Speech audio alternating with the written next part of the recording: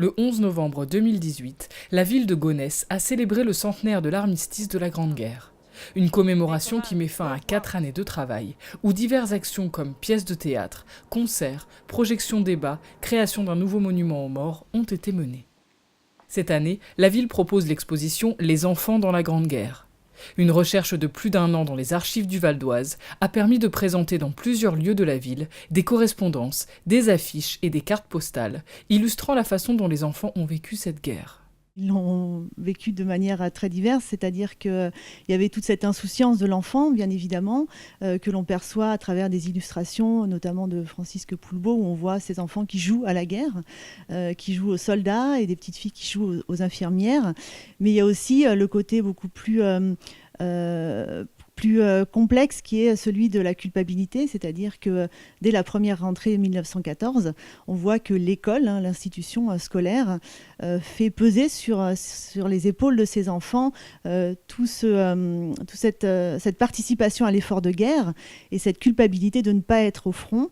Le projet à long terme, ce serait d'installer un musée sur la ville de Gonesse, un musée de l'éducation, qui permettrait de valoriser toutes ces collections, notamment sur le territoire intercommunal.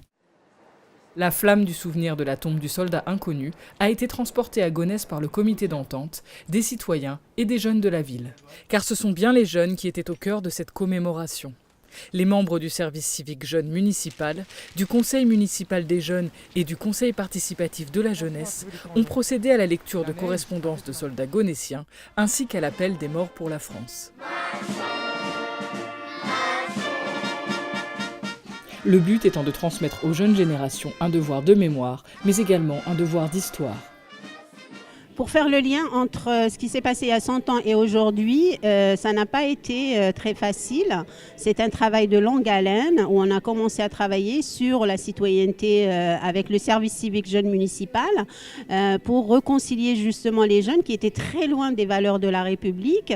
Le bilan est très positif. Ce qui me fait vraiment chaud au cœur, c'est de voir que les jeunes soient concernés et que nous devons tous travailler pour la paix. Je pense que ça nous a fait réfléchir sur certains trucs. Les relations entre les personnes, on apprend à mieux vivre ensemble. En participant à une commémoration, c'est toujours plus démonstratif d'un exemple de ce qui s'est réellement passé et notamment c'est plus touchant. Il faut aussi expliquer ce qu'a été l'histoire.